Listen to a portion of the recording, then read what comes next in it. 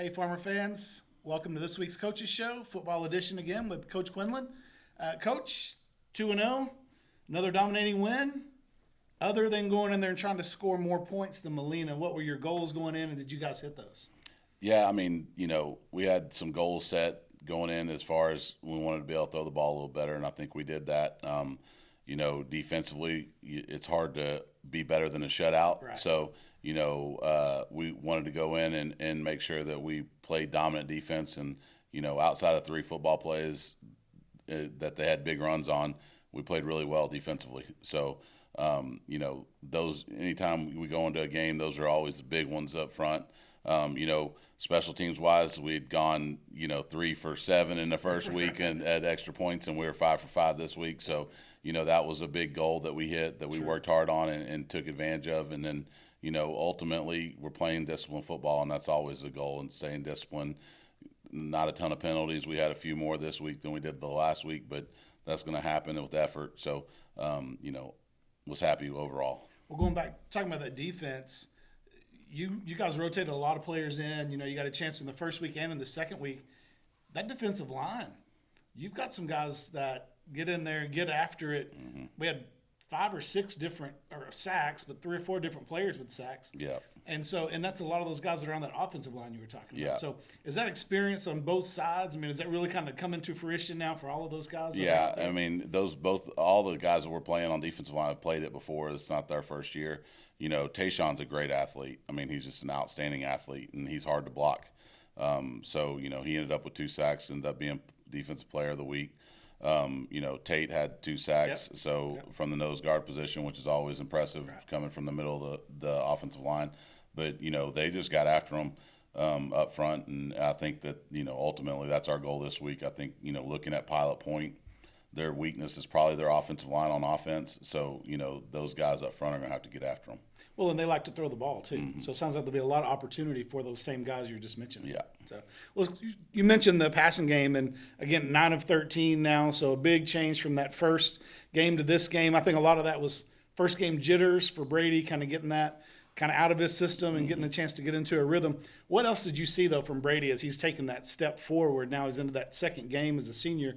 Did you see anything else that really made you happy? He's just starting to get control of the offense. You can see that he's got a better grasp of what we're trying to accomplish.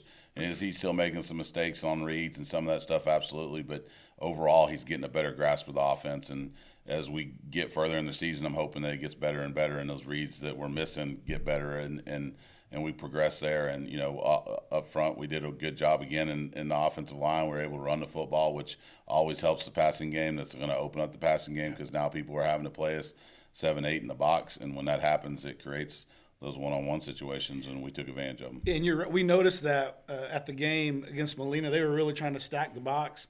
And it didn't take long at all for Coach Howard to find his rhythm, to spread that out, make that nice pass, to get the game going, and really kind of kept the foot on the gas after that. Mm-hmm. So we feel pretty comfortable being able to keep that kind of momentum against Pilot Point from what you've seen on tape? Yeah, I mean, Pilot Point's probably a better coach football team than what we just played against. They're going to do some things that'll make us have to be on our P's and Q's as far as being a disciplined football right, team, and they're a lot more movement up front than what we've seen so far.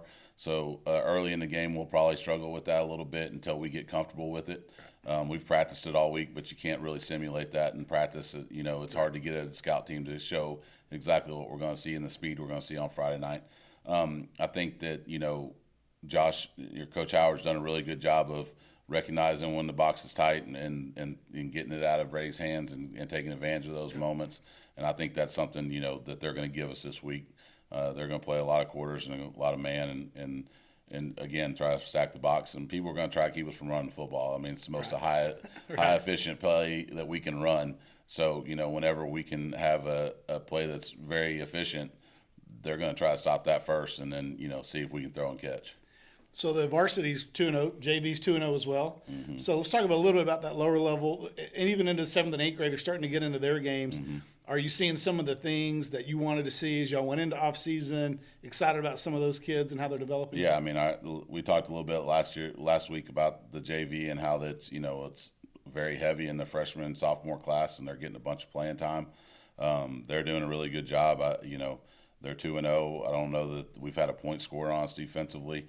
I know that we've scored a bunch of points down there that, when both of our junior high teams won last week also. So our 7th and 8th grade teams, they played Gainesville and both went to Gainesville and won those games.